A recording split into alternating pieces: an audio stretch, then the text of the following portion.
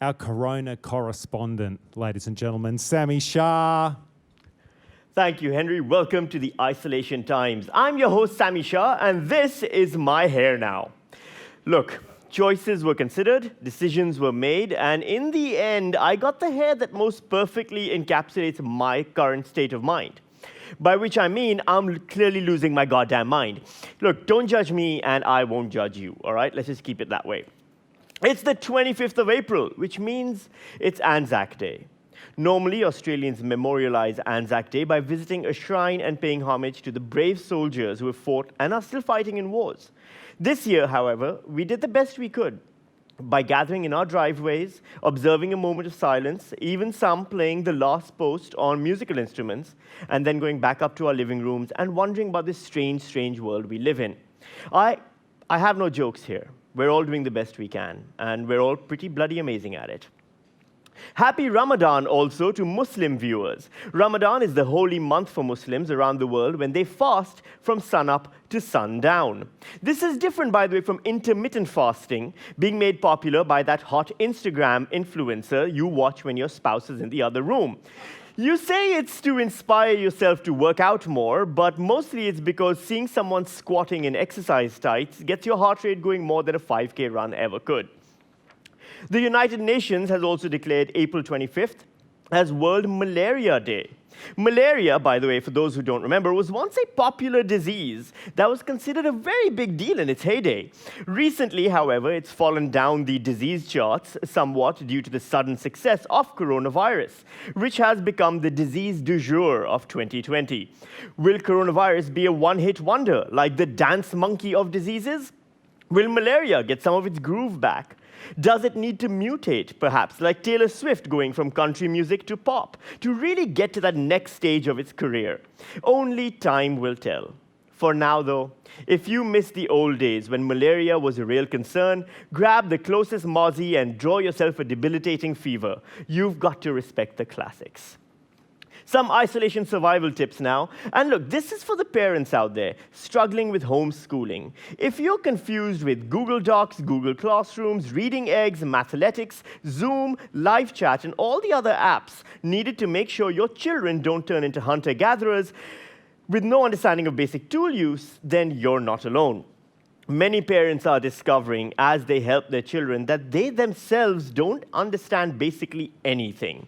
How do you minus one fraction from another? What exactly is a differential equation? And why is chemistry? The trick is to understand if you don't know how to do it, and you got far enough in life to provide a room, internet connection, and computer screen for your kids, is it really that important? Do you actually need to know it?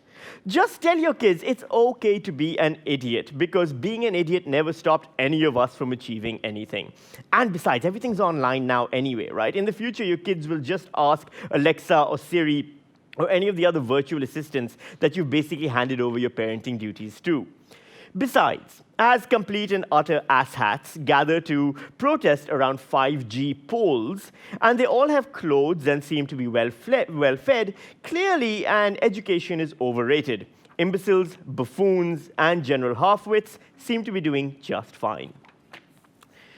Australian coronavirus update now, and the number of new cases in New South Wales is back in double digits as Sydney-siders are flocking back to the beaches once again.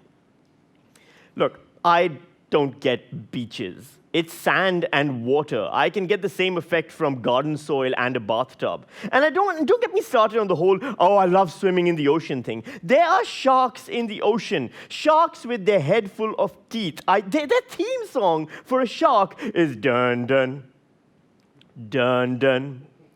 Dun, dun, dun, dun, dun, dun, dun. Like, you don't get that theme song if you're a really chill animal, all right? You know when I'll trust sharks? When their theme song is Dance Monkey.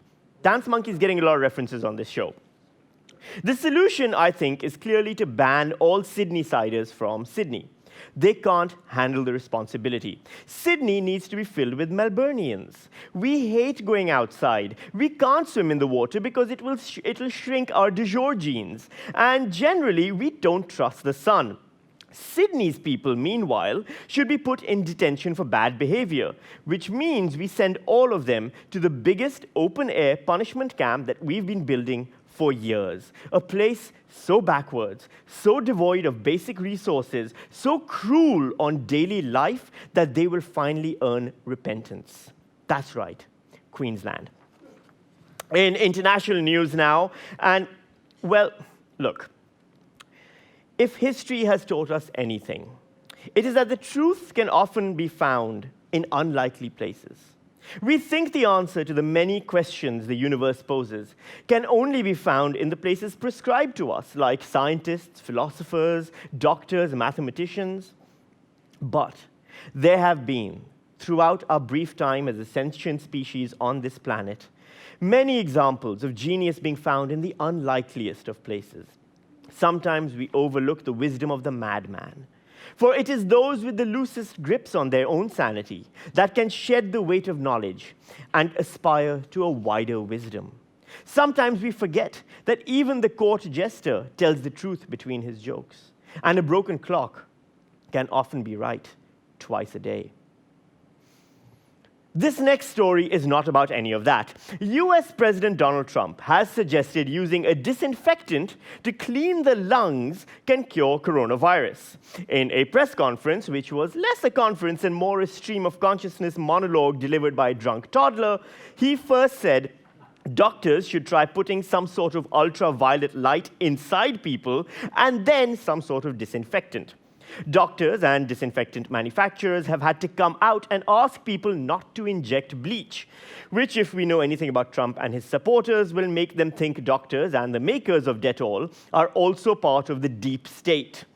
When in fact, the only deep state at work here is the deep state of coma a lot of people with MAGA hats will be about to enter into. Sometimes I wonder, what if Trump is actually trapped in the presidency, blackmailed to be president by Russia or red cap manufacturing companies, and this is him trying to sabotage his own chances of winning the next election? If all his supporters are dead, after all, from following his instructions and ingesting light bulbs and bleach, then maybe he can finally be free. Following up on his medical expertise, Trump has now said that the comments were sarcastic. He said, and I'm not making any of this up because, frankly, I don't have the imagination to come up with this shit, I was asking a question sarcastically just to see what would happen. That sarcasm only applies if it can be retroactively applied to everything he's ever said, which means he was being sarcastic when he said, quote, I may be the smartest human who has ever lived, I'm so good looking, and I'll make America great again. Join me next week to find out if there's any America left at all, or Canada's population has suddenly increased by 328 million new refugees, and whether or not I'm going to fashion this into a mohawk. Back to you, Henry. Sami, Shah.